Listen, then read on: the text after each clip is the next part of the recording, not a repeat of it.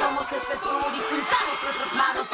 Todos los callados, todos los omitidos, todos los invisibles, todos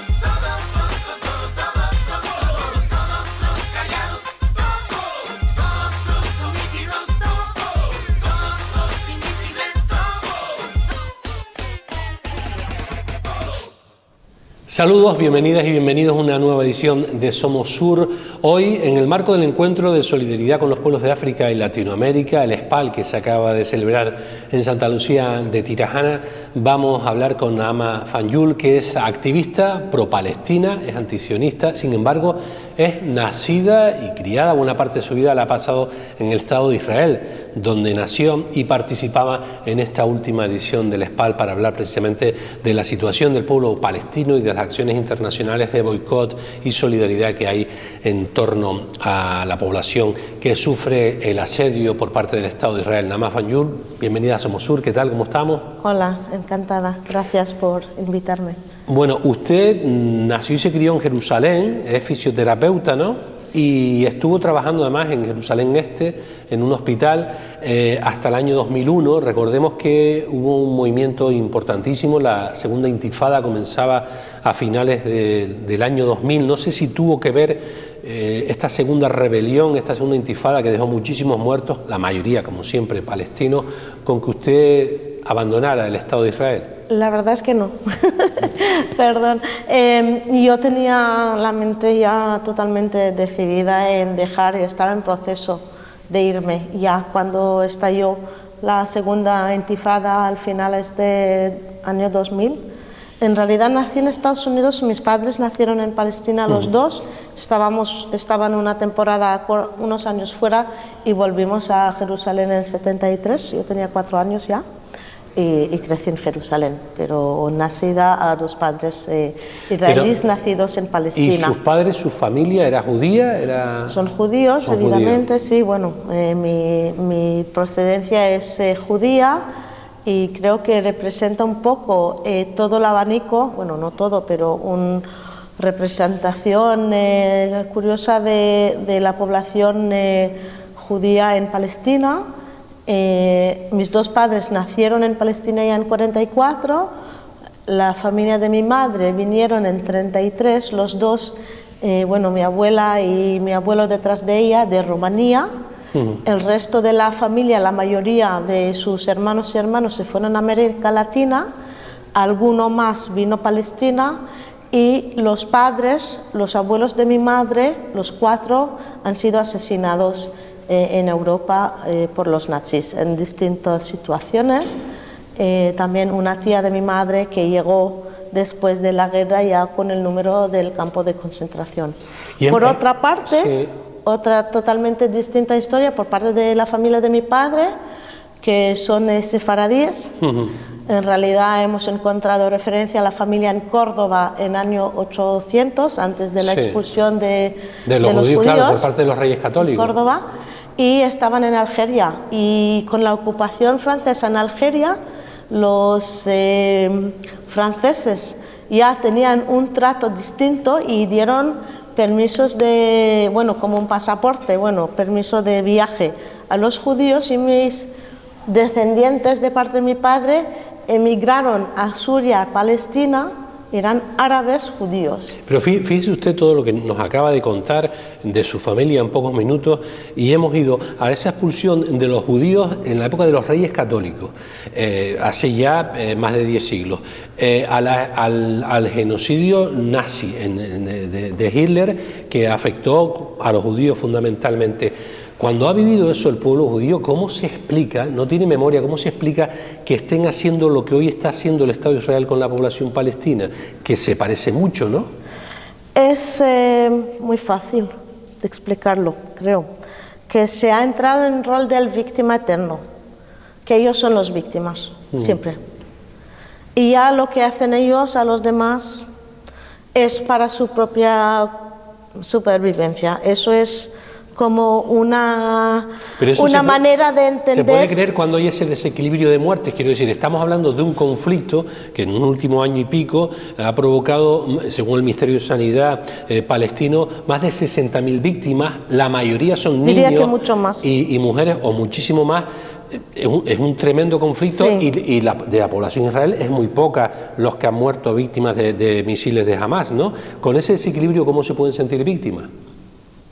Es una cuestión de educación continua, de brainwashing, de lavado de cerebro, de una sociedad y una cultura que fomenta y que insiste en vivir ese rol.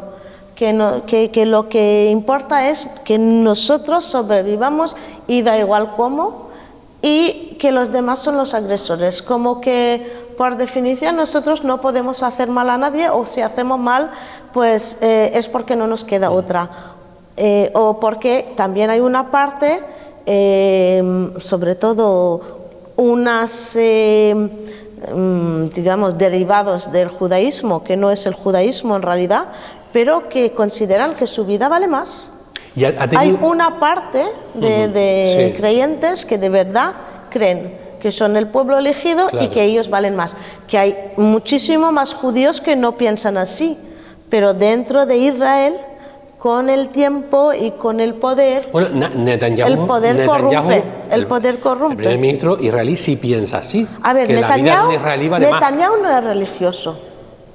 Netanyahu no es judío religioso. Pero sí lo utiliza. Él utiliza. Eso ya es manipulación. Ajá. Eso es manipulación, y él se junta con fuerzas religiosas que usan la Biblia como una narrativa, como un derecho, pero en realidad Sharon, que estalló la segunda intifada por su visita a la mezquita, sí, tampoco era religioso, era conocido como alguien que no comía kasher y que no tenía ninguna conexión a la religión, pero era extremista derecha mucho más que Netanyahu. ¿Y usted ha tenido problemas, digamos, con su familia por apoyar la causa palestina? Yo con mi familia no, porque yo crecí dentro de un ambiente bastante, ameno. Bueno, a mí me educaron una familia abierta, digamos, a saber, no, más una familia de activistas que me educaron a ver lo que estaba ocurriendo en el mundo como en Palestina. Yo, por ejemplo, me acuerdo celebrar el muerto de Franco en casa. Ah, sí, claro, sí. Entonces ya... Sí, entonces había una conciencia, y yo he estado con mis padres en manifestaciones contra la guerra de Vietnam. Así claro, que soy un poco producto de mi familia. Pero aún así hay un nivel de activismo... Que habrá algunos tíos judíos, algunos parientes que no coinciden, ¿no? Sí, amigos o conocidos y familia, sí.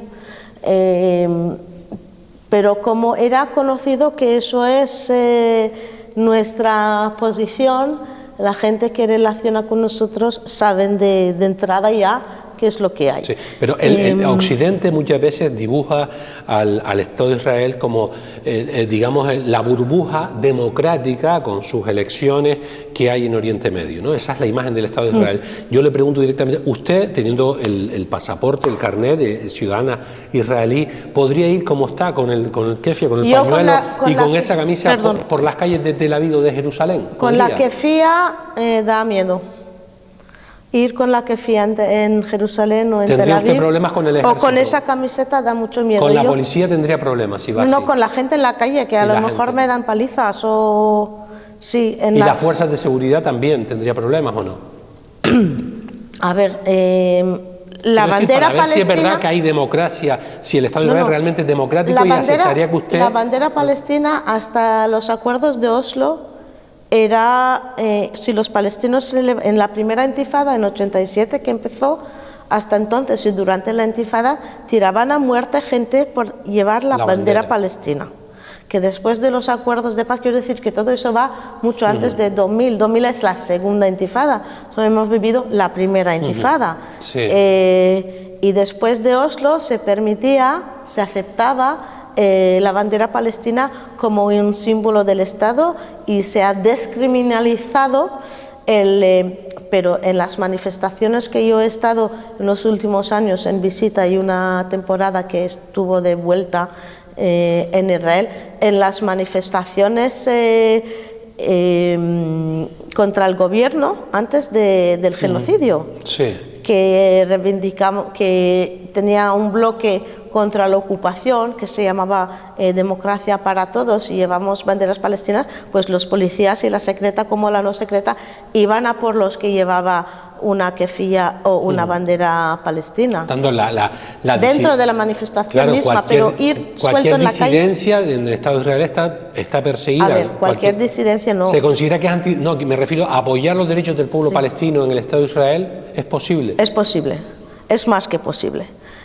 Hay muchas asociaciones y eso lo hace peor, que la gente no es que no lo hacen porque no se puede y aún así los judíos sí que tienen aún el derecho de expresarse. Hay muchísimas ONGs y grupos de activistas que lo hacen, que publican información y que apoyan y que colaboran con comunidades palestinas, pero eso es como un lujo que tenemos como judíos, que aún se nos permite. Hay persecución, a veces hay gente que les echan profesores en colegios. Bueno, a los extranjeros los expulsan, ¿no? Un extranjero que esté en el Estado de Israel que se solidarice con el pueblo palestino tiene problemas. Podría tener problemas, muchos mantienen la actividad y es un juego que lo que está claro que si eres palestino ahora ya no puedes hablar libremente. Sí que hay miembros de parlamento palestinos dentro del parlamento israelí, en la Knesset, y ellos se expresan, pero también al principio de la guerra no les dejaban organizar manifestaciones contra el genocidio o en apoyo de la población en Gaza, y no se permitía. Gente que ponían algo en Facebook, había decenas de palestinos, ciudadanos israelíes, que han sido arrestados por expresar solidaridad en redes sociales. A los judíos eso ha pasado mucho menos o casi no ha pasado. Y eso se ve en otros aspectos. ¿Cómo es el apartheid de día a día? ¿Cómo se vive que un palestino sea dentro de Israel un ciudadano de segunda? O sea, hay derechos que no tienen, que sí tienen los israelíes, los judíos. Sí. Cuando hablamos del apartheid, no hablamos solo de Israel, hablamos también de los territorios ocupados y de la Franja de Gaza, que está todo bajo control israelí. Aunque ahora está el Hamas en Gaza, pero Israel controla las fronteras, controla lo que entra, lo que sale, controla el mar, controla el aire, controla el agua, controla la luz, controla todo. En los territorios ocupados en Cisjordania, entre Israel y Jordania, también la población, 3 millones de palestinos que viven bajo control militar, ¿vale? Eso es parte de Israel. Así es muy obvio ver el apartheid, porque hay a mitad de población que no puede moverse, que no puede entrar en todo el territorio, que no pueden mover entre un pueblo y otro, que no pueden mover entre una parte y otro, que están bajo, que el ejército decide quién puede salir del país y quién no, solo pueden salir por un punto concreto, no usar otros puntos. Así es muy fácil ver el apartheid. Dentro del Estado de Israel, entre los ciudadanos israelíes y palestinos, también la diferencia es, por ejemplo, bueno, la libertad de expresión, sí, el acceso a recursos del Estado, los municipios, las infraestructuras, la educación, el control que hay de la materia, por ejemplo, que los palestinos no pueden aprender sobre la historia de Palestina. Hay dos sistemas de educación, hay tres. Hay laica pública, religiosa pública y Palestina, bueno, árabe, no se llama Palestina, árabe pública. Luego están los ortodoxos que tienen como concertados, pero con dinero del Estado, que hacen lo que quieren. Entonces, hay varios sistemas educativos. Entonces, los del niños Estado. palestinos no pueden conocer la historia de Palestina en clase, en educación. ¿Dentro de Israel? No. Aprenden la historia del pueblo judío. Y luego hay la tierra, el terreno, es o del Estado o de asociaciones judías, y todas las tierras eran confiscadas y tomadas de los palestinos que expulsaron en Claro, 48. La instalación de colonias que ha ido aumentando, ¿no? No, las colonias hablamos de los territorios ocupados, pero dentro de Israel, en 48, cuando se ha establecido el Estado, todo el terreno, todas las casas de los refugiados que están repartidos en el mundo ahora, en Líbano, en Siria, en Jordania y en Gaza, todas sus tierras y sus casas y gran parte de su dinero en el banco ha sido apropiado por el Estado de Israel. Esos recursos de tierra, de casas, han sido repartidas entre inmigrantes judíos.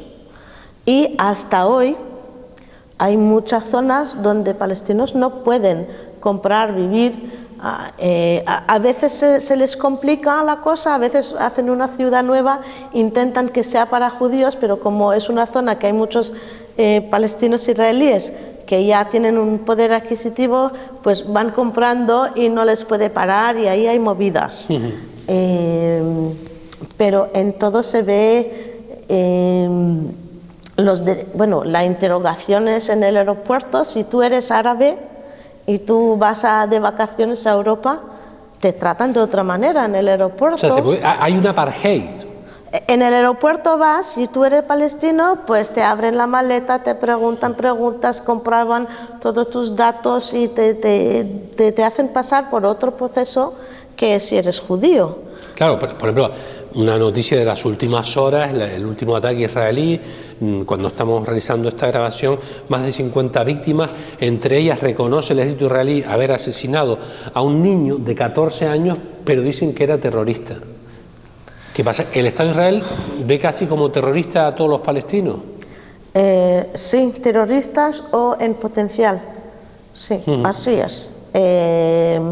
Y los niños que crecen bajo ocupación o con el ejército, también es verdad que de muy pequeños están ya con esa rabia contra esa autoridad y esas fuerzas que han venido, que han cogido a su padre, a su tío, a su hermano.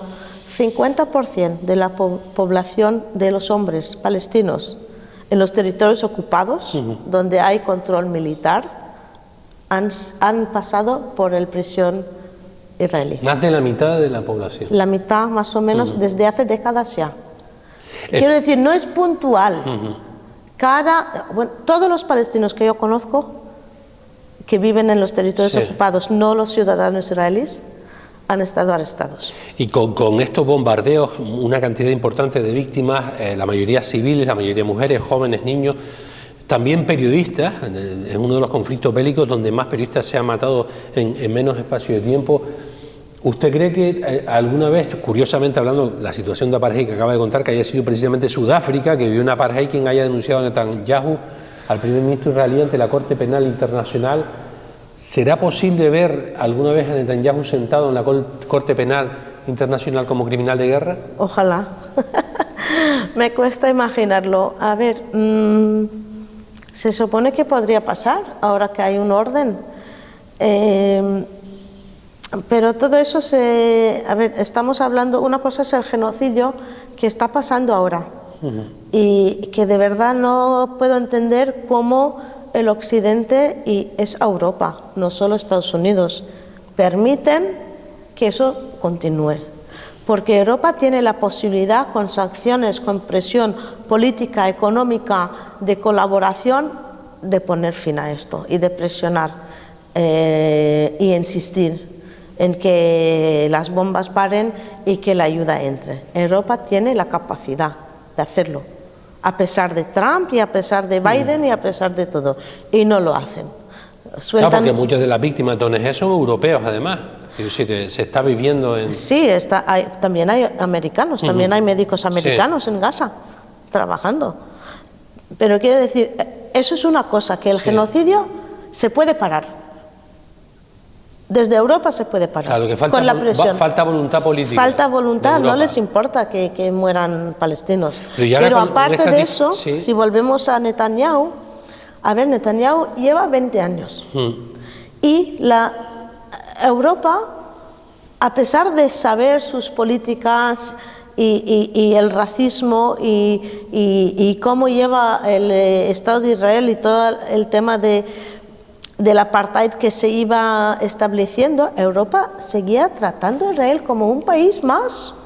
Bueno, y vendiéndole, No como vendiéndole armas, vendiendo armas. Sí, vendiendo, comprando, colaborando, haciendo investigación de todo tipo, también militar, entrenando a fuerzas europeas por fuerzas israelíes, difundiendo sus maneras de control y de...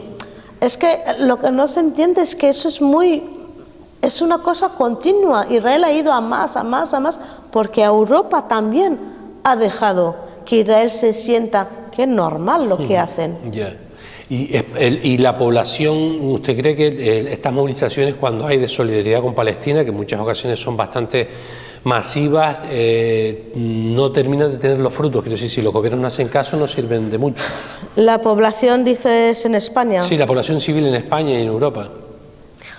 Porque movilizaciones sí ha Sí, habido hay bastante. movilizaciones en la calle, también hay cartas a presidentes, pero yo no veo a los militantes del PSOE, por ejemplo, presionando al partido. Ellos están contentos a lo mejor con que se declara que se apoya, que se reconoce al pueblo palestino, al Estado palestino. ¿Y qué? Reconocer un Estado que no existe y que no puede proteger a sus ciudadanos no les sirve para nada. Y también la izquierda, Sumar y hasta Podemos, y el Partido Comunista están apoyando en la calle y presionando, pero donde está la fuerza y donde hay colaboraciones en las universidades había progreso. La presión directa sobre las universidades por parte de estudiantes y de gente de la facultad que presionan las universidades han conseguido cortar relaciones, cortar investigaciones. O sea, ¿usted cree que uno de los caminos es ese boicot, ¿no? Que haya un boicot, que no haya instituciones públicas que hagan convenio con el Estado de Israel ni apoyo a la población, al Estado de Israel? El boicot, bueno, hablamos de BDS. El boicot, que es no comprar, no hacer negocios, la desinversión de que cada uno mire en qué está invertido su ayuntamiento, su empresa, su entorno económico, no invertir en empresas, sobre todo de seguridad, y empresas que están involucradas en ocupación, pero empresas israelíes en general, porque todos apoyan de una manera. Y luego están las acciones, que es a nivel de colaboración institucional, aunque sea cultural, deportivo y del Estado, de consulados, todo de eso habría que reprimendas. cortarlo, en su opinión, ¿no? Hay que cortar todo lo que se puede, hacer toda presión posible para presionar al gobierno, pero también para que la gente en Israel vea que eso no es aceptable, que no puede ser parte del mundo. Yo sé que Europa peca en muchos conflictos y muchas veces hay apoyo a grupos que no nos cuentan, que están apoyando a grupos, no es solo en Israel, hay otros milicias militares y dictaduras en el mundo que Europa como Estados Unidos que mira para apoyan. otro lado. ¿Y hasta qué punto cree usted que la nueva situación de la guerra arancelaria de aranceles planteada por Donald Trump, el presidente de Estados Unidos, a la propia Europa, estas diferencias con Europa, hasta qué punto esto puede ser positivo para solucionar el conflicto de Israel, para que Europa pueda ponerse más del lado palestino? Mucho, porque yo creo que nadie, ni los economistas o los geopolíticos, no saben dónde va a llevar eso, dónde va a acabar la balanza con los aranceles. A ver, Trump tiene una idea de proteger a Estados Unidos, pero que no sabemos si eso les va a proteger o les va a perjudicar. Lo primero que hizo cuando entró era el alto fuego, pero luego dijo que se puede matar a todos o expulsar a todos y hacer una riviera en Gaza y sacarlos todos. Es muy imprevisible, pero justamente por eso eso demuestra que Europa tiene que coger un papel más decisivo y más coherente, porque, no sé, las políticas de Trump no podemos... Pero no solo Trump, quiero decir, porque los distintos gobiernos de Estados Unidos, incluso los demócratas, no, o sea, han seguido respaldando a Israel, han seguido vendiéndole armas. El lobby judío tiene un poder económico en Estados Unidos tremendo, de los poderes económicos más importantes de Estados Unidos está el lobby judío.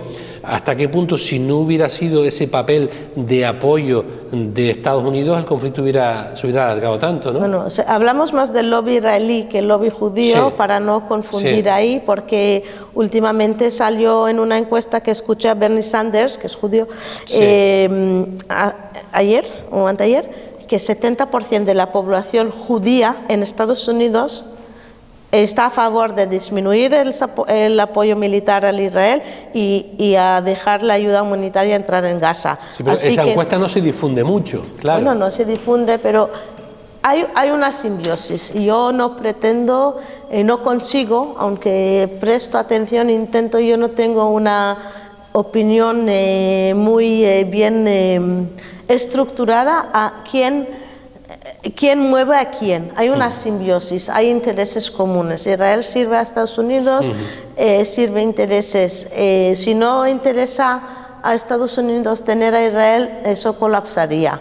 Israel no controla a Estados Unidos. Hay un lobby con intereses que entre esos intereses entra también, se usa Israel de tal manera.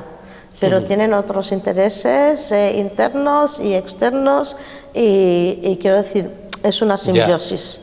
Y es un lobby israelí, sí, que protege, que tiene mucha fuerza, la idea de usar Israel para los intereses económicos y bélicos de Estados Unidos, y no al revés. Sí, sí, sí, sí.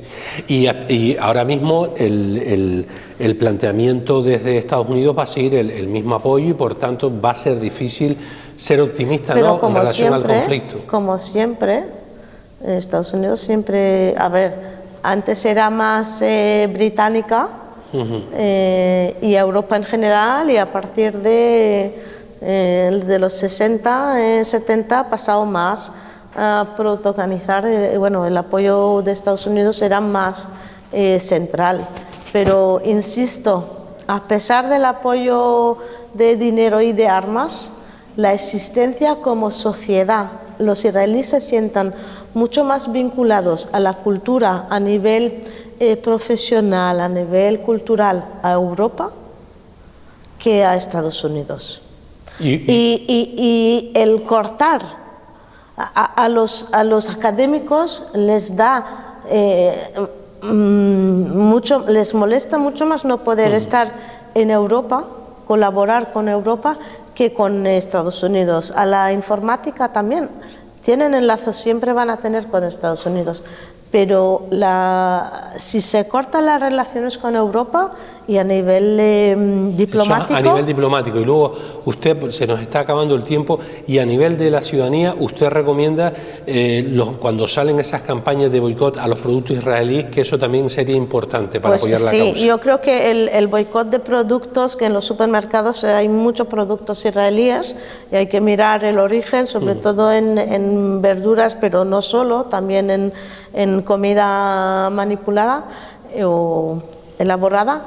Pero no es solo en el supermercado, es cualquier producto que la empresa va a comprar o relaciones comerciales, porque siempre hay relación, esas empresas normalmente tendrán relación con el ejército y con los asentamientos ilegales en Cisjordania.